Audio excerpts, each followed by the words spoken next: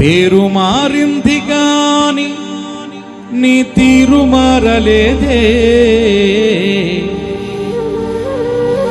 ఏంటంట? పేరు మారింది కానీ తీరు మారలేదు. ఒక ఆయన ఉన్నాడు, యేసుబాబు అని పేరెట్టుకున్నాడు. ఎప్పుడు చూసినా ఆ బాబు బారుల దగ్గరే ఉంటాడు. పేరేంటి? యేసుబాబు. మరొక సహోదరు గుణవంత్ అని పేరెట్టుకున్నాడు. మందిరంలో మాత్రం ముసుగేసుకుని ఏమీ ఎరగని నిలుడిపోయేలాగా ఉంటారు. ఇంటికి వెళ్తే భర్తను తొలిపేసి బొగ్గుల పొడి చేద్దాం ఉంటుంది. పేరు మారింది కానీ తీరులో మారలేదు. అమ్మా అయ్యా, యేసయ్య పేరు పెట్టుకుని ఆయన యొక్క పేరులకే రిపేరు తెస్తున్నారు. నీ పేరు మారకపోయినా పర్లేదు, నీ తీరు మారితే